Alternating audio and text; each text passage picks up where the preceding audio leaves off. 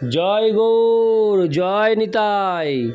আজ 21শে আষাঢ় 1432 ও 6ই জুলাই 2025 রবিবার, শয়ন একাদশী।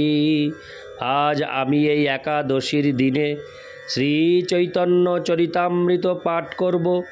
আজ আমি পাঠ করব চৈতন্য চরিতামৃতের মধ্যলীলা প্রথম খণ্ড, ষষ্ঠ পরিচ্ছেদ, সার্বভৌম ভট্টাচার্য উদ্ধারের শ্লোক 144 থেকে 154। হরে কৃষ্ণ।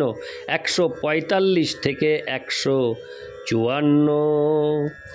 নারায়ণ হে নারায়ণ, ভবভায় হরিণম নারায়ণ। শ্লোক 145 ও 146। ভগবান বহু হইতে যবে কইল মন, প্রাকৃত শক্তিতে তবে কইল বিলোকন। শ্লোক 145। শ্লোক 146। সে কালে নাহি জন্মে প্রাকৃত মনোনয়ন, অতএব অপ্রাকৃত ব্রহ্মের নেত্রমন। শ্লোকার্থ। শ্রী চৈতন্য মহাপ্রভু বললেন, পরমেশ্বর ভগবান যখন বহু হতে ইচ্ছা করলেন, তখন তিনি জড়া প্রকৃতির প্রতি দৃষ্টিপাত করলেন। সৃষ্টির পূর্বে প্রাকৃত মন অথবা নয়ন ছিল না, অতএব এর থেকে প্রতিপন্ন হয় যে ব্রহ্মের নেত্র ও মন অপ্রাকৃত। তাৎপর্য। ছান্দোগ্য উপনিষদে 6.2.3 বর্ণিত হয়েছে, তদৈক্ষত বহুসাং প্রজায়েয়। এই শ্লোকে প্রতিপন্ন হয় যে পরমেশ্বর ভগবান বহু হওয়ার বাসনা করেছিলেন এবং জড়া প্রকৃতির প্রতি তার দৃষ্টিপাতের মাধ্যমে জগতের সৃষ্টি হয়। অর্থাৎ জড় জগতের সৃষ্টির পূর্বে পরমেশ্বর ভগবান জড়া প্রকৃতির প্রতি দৃষ্টিপাত করেছিলেন। জড় সৃষ্টির পূর্বে জড় মন বা জড় চক্ষু ছিল না, তাই যে মনের দ্বারা ভগবান সৃষ্টি করার অভিলাষ করেছিলেন তা অপ্রাকৃত, এবং যে চক্ষু দ্বারা তিনি জড়া প্রকৃতির প্রতি দৃষ্টিপাত করেছিলেন তাও অপ্রাকৃত।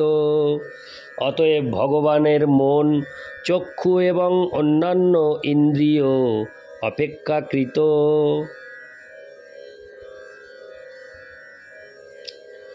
ইতি শ্লোক 145 ও 146। শ্লোক 147। ব্রহ্ম শব্দে কহে পূর্ণ স্বয়ং ভগবান, স্বয়ং ভগবান কৃষ্ণ শাস্ত্রেরও প্রমাণ। শ্লোকার্থ। ব্রহ্ম শব্দে পূর্ণ পরমেশ্বর ভগবানকে নির্দেশ করা হয়, তিনিই হচ্ছেন শ্রীকৃষ্ণ।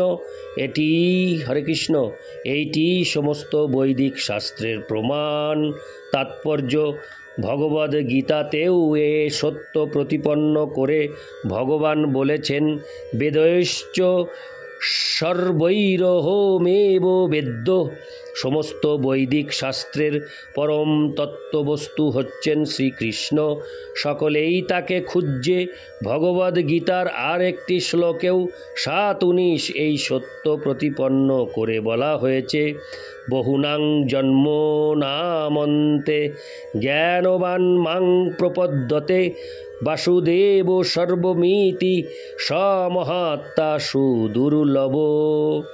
বহু বহু জন্মের পর যথার্থ জ্ঞানবান আমাকে সর্বকারণের পরম কারণ জেনে আমার শরণাগত হয়। এই ধরনের মহাত্মা অত্যন্ত দুর্লভ। বৈদিক শাস্ত্র অধ্যয়ন করার ফলে যখন প্রকৃত জ্ঞান লাভ হয়, তখনই কেবল বাসুদেব ভগবান শ্রীকৃষ্ণের শরণাগত হওয়া যায়। শ্রীমদ্ ভাগবতেও 1:2-7 থেকে 8 বলা হয়েছে, বাসুদেবে ভগবতী ভক্তিযোগ প্রযোজিত জনয়োত্তাসু বৈরাগ্যং জ্ঞানঞ্চ যদ হইতুকম ধর্ম সনুষ্ঠিত পুংসাং বিশ্বক্ষেন কথাসুজ নোৎপাদয়েদ যদিরতিং শ্রম এব হি কেবলম। বাসুদেবকে জানাই হচ্ছে প্রকৃত জ্ঞান। বাসুদেবের প্রতি ভক্তির প্রভাবে প্রকৃত জ্ঞান লাভ হয়। তখন জীব জড় জগতের প্রতি অনাসক্ত হয়। এইটিই হচ্ছে মানব জীবনের যথার্থ উদ্দেশ্য। বেদের নির্দেশ অনুসারে যদি ধর্ম অনুষ্ঠান করা হয়, কিন্তু তার ফলে যদি পরমেশ্বর ভগবান শ্রীকৃষ্ণের প্রতি অনুরাগের উদয় না হয়, তাহলে বুঝতে হবে যে সেই সমস্ত অনুষ্ঠান কেবল সময়ের অপচয় মাত্র। শ্রম এব হি কেবলম। সৃষ্টির পূর্বে পরমেশ্বর ভগবান তার অপ্রাকৃত মন এবং ইন্দ্রিয় নিয়ে বিরাজমান ছিলেন। এই পরমেশ্বর ভগবান হচ্ছেন শ্রীকৃষ্ণ। কেউ কেউ মনে করতে পারে যে উপনিষদে শ্রীকৃষ্ণের কোনো বর্ণনা নেই, কিন্তু আসল কথা হচ্ছে যে জড় বুদ্ধি এবং জড় ইন্দ্রিয় দিয়ে বৈদিক মন্ত্রের তাৎপর্য হৃদয়ঙ্গম করা যায় না। এ সম্বন্ধে পদ্ম পুরাণে বলা হয়েছে, অত শ্রীকৃষ্ণা হরে কৃষ্ণ অত শ্রীকৃষ্ণ নামাদি ন ভবেত গ্রাহ্যম ইন্দ্রিয়ই। শ্রীকৃষ্ণের নাম রূপ গুণ লীলা ইত্যাদি জড় ইন্দ্রিয়ের দ্বারা হৃদয়ঙ্গম করা যায় না। তাই বৈদিক জ্ঞানের বিশ্লেষণ হয়েছে পুরাণের মাধ্যমে। সাধারণত মানুষের স্ত্রী শূদ্র দ্বিজ বন্ধু নাম বোধগম্য করার জন্য মহান ঋষিরা পুরাণ সমূহ রচনা করেছেন। স্ত্রী শূদ্র এবং দ্বিজবন্ধু ব্রাহ্মণের অযোগ্য সন্তান। এরা সরাসরিভাবে বৈদিক মন্ত্র হৃদয়ঙ্গম করতে পারবে না বলে শিল ব্যাসদেব মহাভারত রচনা করেছেন। প্রকৃতপক্ষে পরমেশ্বর ভগবান বেদেষু দুর্লভম, অর্থাৎ বেদেরও দুর্লভ। বেদেষু দুর্লভম এর মানে হচ্ছে বেদেরও দুর্লভ। কিন্তু বৈদিক জ্ঞান যখন যথাযথভাবে হৃদয়ঙ্গম করা যায়, অথবা ভগবদ ভক্তের কাছ থেকে যখন বৈদিক জ্ঞান প্রাপ্ত হওয়া যায়, তখন স্পষ্টভাবে বোঝা যায় যে সমস্ত বৈদিক জ্ঞান শ্রীকৃষ্ণকেই ইঙ্গিত করছে। ব্রহ্মসূত্রেও 1, 2, 3 সেই তত্ত্ব প্রতিপন্ন করে বর্ণনা করা হয়েছে। শাস্ত্রজনিতাৎ এই সূত্রের ভাষ্যে শ্রীমধ্বাচার্য বলেছেন, ঋগ্বেদ, যজুর্বেদ, সামবেদ, অথর্ববেদ, মহাভারত, পঞ্চরাত্র এবং মহামুনি বাল্মীকির মূল রামায়ণ এইগুলি হচ্ছে বৈদিক শাস্ত্র। যে সমস্ত শাস্ত্র বেদের অনুকূল তা বৈদিক শাস্ত্র। এছাড়া অন্য যে সমস্ত গ্রন্থ তা শাস্ত্রই নয়, তা কেবল মানুষকে বিপদগামী করে। তাই মহান আচার্যদের পদাঙ্ক অনুসরণ করে বৈদিক শাস্ত্র অধ্যয়ন করা কর্তব্য। মহাজন যেন গত স্বপন্থা। মহাজনদের পদাঙ্ক অনুসরণ না করলে বৈদিক শাস্ত্রের প্রকৃত তাৎপর্য হৃদয়ঙ্গম করা যায় না। ইতি শ্লোক 147। শ্লোক 148। বেদের নিগূঢ় অর্থ বুঝনো না হয়, পুরাণ বাক্যে সেই অর্থ করয় নিশ্চয়। শ্লোকার্থ: সাধারণ মানুষেরা বেদের নিগূঢ় অর্থ বুঝতে পারে না, তাই পুরাণের মাধ্যমে সেই অর্থ সহজবোধ্য করা হয়েছে। ইতি শ্লোক 148। শ্লোক 149। অহো ভাগ্যমহ ভাগ্যং নন্দ গোপ ব্রজৌকসাম জন্নিত্রং পরমানন্দং পূর্ণং ব্রহ্ম সনাতনম। অনুবাদ: অহো, নন্দ গোপ ও ব্রজবাসীদের ভাগ্যের সীমা নেই, যেহেতু পরমানন্দ স্বরূপ পূর্ণ ব্রহ্ম সনাতন তাদের মিত্ররূপে প্রকট হয়েছেন। তাৎপর্য: এই শ্লোকটি শ্রীমদ্ ভাগবতে 10.14.32 শ্রী ব্রহ্মার উক্তি। ইতি শ্লোক 100। হরে কৃষ্ণ। ইতি শ্লোক 149। শ্লোক 150। অপানিপাদ শ্রুতি বর্জ্যে প্রাকৃত পানি চরণ, পুনঃ কহে শীঘ্র চলে করে সর্বগ্রহণ। শ্লোকার্থ: বেদের অপানিপাদ মন্ত্রে জড় হাত এবং পায়ের ধারণা প্রত্যাখ্যান করা হয়েছে, কিন্তু তথাপি বর্ণনা করা হয়েছে যে ভগবান অত্যন্ত দ্রুত গমন করেন এবং তাকে যা নিবেদন করা হয় তাই তিনি গ্রহণ করেন। ইতি শ্লোক 150। শ্লোক 151। অতএব শ্রুতি কহে ব্রহ্ম সবিশেষ, মুখ্য ছাড়ি লক্ষণাতে মানে নির্বিশেষ। শ্লোকার্থ: এই সমস্ত মন্ত্রে প্রতিপন্ন হয় যে ব্রহ্ম সবিশেষ, কিন্তু মায়াবাদীরা মুখ্য অর্থ পরিত্যাগ করে পরম তত্ত্বকে নির্বিশেষ বলে বর্ণনা করে। তাৎপর্য: শ্বেতাসত্তর উপনিষদে 3:19 বর্ণনা করা হয়েছে, অপানিপাদ যবন গ্রহীতা পশ্যত্য চক্ষু সশৃণোত্য কর্ণ, সবেত্তি বেদ্যং ন চ তস্যাস্তি বেত্তা, তমাহুরগ্রং পুরুষং মহান্তম। এই মন্ত্রে স্পষ্টভাবে উল্লেখ করা হয়েছে পুরুষং মহান্তম। পুরুষ হচ্ছেন ব্যক্তিবিশেষ। ভগবদ্গীতায় 10-12 অর্জুন যখন শ্রীকৃষ্ণকে সম্বোধন করে বললেন পুরুষম শাশ্বতম, তখন আমরা বুঝতে পারি যে সেই পরম পুরুষ হচ্ছেন শ্রীকৃষ্ণ। এই পুরুষম মহান্তম হচ্ছেন শ্রীকৃষ্ণ। তার হাত এবং পা প্রাকৃত নয়, তা অপ্রাকৃত। কিন্তু তিনি যখন এই জগতে অবতরণ করেন তখন মূর্খেরা তাকে একজন সাধারণ মানুষ বলে মনে করেন। অবজানন্তি মাং মূঢ়া মানুষীম তনুমাশ্রিতম। যে সদ্গুরুর তত্ত্বাবধানে বেদ পাঠ করেনি, যে বৈদিক জ্ঞান আহরণ করেনি, সে কখনোই শ্রীকৃষ্ণকে জানতে পারে না। তাই তাকে বলা হয় মূঢ়। এই ধরনের মূর্খেরা শ্রীকৃষ্ণকে একজন সাধারণ মানুষ বলে মনে করে। তারা শ্রীকৃষ্ণের পরমেশ্বরত্ব সম্বন্ধে অবগত নয়। পরম ভাবমজানন্ত মনুষ্যানাং সহস্রেষু কশ্চিদ যততি সিদ্ধয়ে। কেবলমাত্র বৈদিক শাস্ত্র পাঠ করার মাধ্যমে শ্রীকৃষ্ণকে জানা সম্ভব নয়।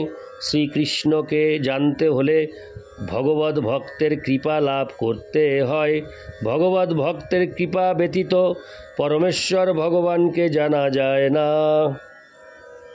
এক কথায় ভগবদ্গীতায় অর্জুন প্রতিপন্ন করেছেন, হে প্রভু, তোমার স্বরূপ হৃদয়ঙ্গম করা অত্যন্ত কঠিন। অল্প বুদ্ধি সম্পন্ন মানুষেরা ভক্তের কৃপা ব্যতীত পরমেশ্বর ভগবানকে জানতে পারে না। তাই ভগবদ্গীতায় 4:34 বলা হয়েছে, তদ্বিদ্ধি প্রণিপাতেন পরিপ্রশ্নেন সেবয়া উপদেক্ষন্তি তে জ্ঞানং জ্ঞানিনস্তুত্বদর্শিন। অত্যন্ত বিনম্রভাবে হরে কৃষ্ণ, অত্যন্ত বিনম্রভাবে ভগবত্তত্ত্ববেত্তা সদ্গুরুর হরে কৃষ্ণ, সদ্গুরুর শরণাগত হতে হয়। ঐকান্তিকভাবে তাকে প্রশ্ন করতে হয়। তখনই কেবল পরমেশ্বর ভগবানকে যথাযথভাবে জানা যায়। ইতি শ্লোক 151। শ্লোক 152। ষড়ৈশ্বর্য পূর্ণানন্দ বিগ্রহ যাহার, হেন ভগবানে তুমি কহ নিরাকার। শ্লোকার্থ: তিনি ষড়ৈশ্বর্যপূর্ণ, তার বিগ্রহ নিত্য আনন্দময়। আপনি সেই ভগবানকে নিরাকার বলে বর্ণনা করছেন। ইতি শ্লোক 152। হরে কৃষ্ণ। শ্লোক 152-এর শ্লোকার্থ শেষ করলাম। হরে কৃষ্ণ। এবার তাৎপর্য: পরমেশ্বর ভগবান যদি নিরাকার হতেন তাহলে তার পক্ষে অত্যন্ত দ্রুত গমন করা এবং তাকে নিবেদিত সমস্ত বস্তু গ্রহণ করা কিভাবে সম্ভব হতো? মায়াবাদীরা বৈদিক মন্ত্রের মুখ্য অর্থ পরিত্যাগ করে তাদের নিজেদের মন গড়া অর্থ কল্পনা করে পরম তত্ত্বকে নিরাকার বলে প্রতিপন্ন করার চেষ্টা করে। প্রকৃতপক্ষে পরমেশ্বর ভগবানের সমগ্র ঐশ্বর্য সমন্বিত নিত্য আনন্দময় রূপ রয়েছে। মায়াবাদীরা পরম তত্ত্বকে নিঃশক্তিক বলে প্রতিপন্ন করার চেষ্টা করে, কিন্তু সেটা সত্তর উপনিষদে 6-8 স্পষ্টভাবে বর্ণনা করা হয়েছে। পরাস্য শক্তির বিবিধৈব শ্রুয়তে। পরমেশ্বর ভগবান বিবিধ শক্তি সমন্বিত। ইতি শ্লোক 152। শ্লোক 153। স্বাভাবিক 3 শক্তি যেই ব্রহ্মে হয়, নিশক্তিক করি তারে করহ নিশ্চয়। শ্লোকার্থ: ব্রহ্মার 3টি স্বাভাবিক শক্তি রয়েছে, অথচ আপনি তাকে নিশক্তিক বলে প্রতিপন্ন করার চেষ্টা করছেন। ইতি শ্লোক 153। শ্লোক 154। স্বাভাবিক 3 শক্তি যেই ব্রহ্মে হয়, নিশক্তিক করি তারে করহ নিশ্চয়। শ্লোকার্থ: ব্রহ্মের 3টি স্বাভাবিক শক্তি রয়েছে, অথচ আপনি তাকে নিঃশক্তিক বলে প্রতিপন্ন করার চেষ্টা করছেন। তাৎপর্য: শ্রী চৈতন্য মহাপ্রভু ভগবানের বিভিন্ন শক্তির কথা বিশ্লেষণ করে শ্রী বিষ্ণু পুরাণ থেকে 6, 7, 61 থেকে 63 এবং 1169 4টি শ্লোকের উদ্ধৃতি দিয়েছেন। ইতি শ্লোক 153। শ্লোক 154। বিষ্ণু শক্তি পরা প্রোক্তা ক্ষেত্রজ্ঞাখ্যা তথা পরা অবিদ্যা কর্ম সংজ্ঞান্না তৃতীয়া শক্তিরিষ্যতে। অনুবাদ: বিষ্ণু শক্তি 3 প্রকার: পরা, ক্ষেত্রজ্ঞ ও অবিদ্যা। পরাশক্তি হচ্ছে চিৎ শক্তি, ক্ষেত্রজ্ঞ শক্তি হচ্ছে জীব শক্তি, যা পরাশক্তি সম্ভূত হলেও অবিদ্যার দ্বারা আচ্ছন্ন হতে পারে, এবং তৃতীয় শক্তিটি হচ্ছে কর্ম সংজ্ঞারূপা অবিদ্যা শক্তি অর্থাৎ মায়া শক্তি। তাৎপর্য: ভগবদ্গীতায় ক্ষেত্র ও ক্ষেত্রজ্ঞ বিষয়ে আলোচনা করে শ্রীকৃষ্ণ স্পষ্টভাবে বর্ণনা করেছেন যে ক্ষেত্রজ্ঞ হচ্ছে জীব।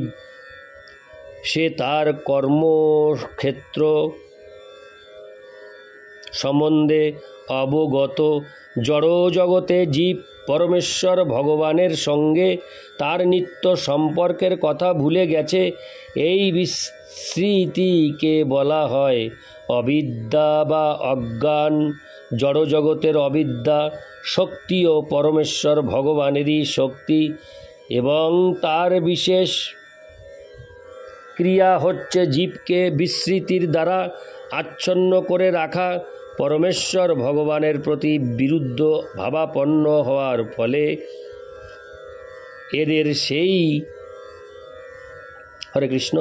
এদের এই দুর্গতি হয়। জীব যদিও তার স্বরূপে তার পরাশক্তি সম্ভূত, কিন্তু ভগবানের প্রতি বিরুদ্ধ ভাবাপন্ন হওয়ার ফলে সে অবিদ্যা শক্তির দ্বারা প্রভাবিত হয়। কিভাবে তা হয় তা পরবর্তী শ্লোকে বর্ণিত হয়েছে। ইতি শ্লোক 154। নারায়ণ হে নারায়ণ ভবভয় হরিণম নারায়ণ। জয় গৌর, জয় নিতাই।